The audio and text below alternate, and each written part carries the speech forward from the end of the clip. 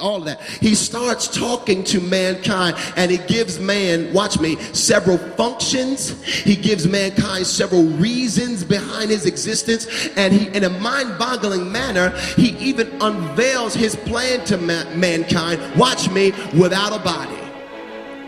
Everywhere in America, in order to hear or to execute, you need a physical body to do.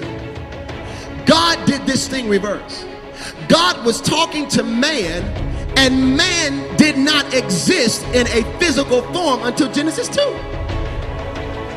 One is before 2 in your textbook, right? In Genesis 1, do this, do that. This is who you are. This is where you're going. This is what I made you. This is what I want out of you. This is what I've given you. Now, let me look at some ground. Right? And let me form you now. What's the principle here? God does not build from the outside in. He builds. Watch me. He speaks to a thing when a thing is nothing. He invests in a thing when a thing is nothing. He designs a thing when a thing is nothing. And when that nothing has become suitable enough to manage manifestation, he then gives it a body.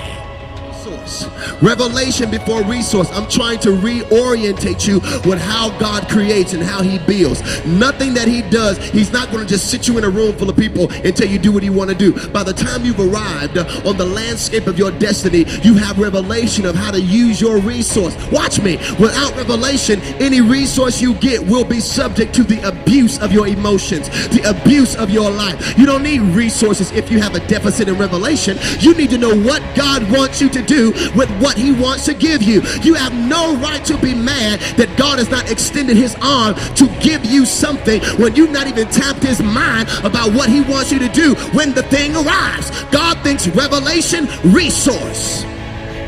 The resource accommodates the revelation. Does that make sense? I have a prophetic word for those of you who simply feel like I just don't have enough. Whatever the enough is. Enough money, enough credibility, enough connections. I just don't have enough. That season of insufficiency is always there to disciple you for abundance.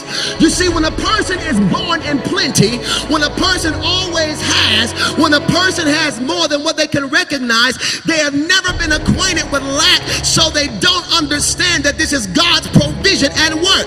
But the moment, the day of small beginnings is to teach your tail how to recognize abundance when it's on its way. And if he doesn't do it that way, you'll never be able to say like David, I will bless the Lord at all. I can't, it's too quiet in this Methodist church. And every time that is a time. Sit down, you're taking up my time now.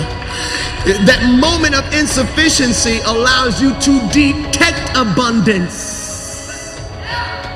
So when you start going, this stuff is, there's nothing adding, there's nothing subtracting, stuff is bouncing. You just seem like you don't have enough staff, don't have enough buildings, I don't have enough cameras, I don't have enough a lot. But I understand that this is because God does not want me to mistake abundance for luck. He does not want to mistake prosperity for good preaching and pretty looks. He wants me to recognize when his arm has been flexed and extended to me. You must go through insufficiency to recognize prosperity. This is a prophetic word and an admonishment about his plan. And his plan always contains a brief period of time of nothing. What a God! What a God that could be talking to you and building entrepreneurship when you're in a public aid line. What a God that could be talking to you about owning things and ruling and reigning when your kids are in rebellion. What a God who can look at you with nothing, no stocks, no bonds, no investments, no credit, no nothing, and tell you one day you're gonna lend and give and you will not borrow. So first we need to open this thing up, open this series up, because we're talking about the plan of God, with realizing that though you seem that all you've got is dirt, a borrowed tomb, a borrowed car, a borrowed building, the plan is still in full effect. Come on, turn to somebody, tell them it's in full effect. I want you to open your mouth, tell them it's in full effect. I don't care how you feel, it's in full effect.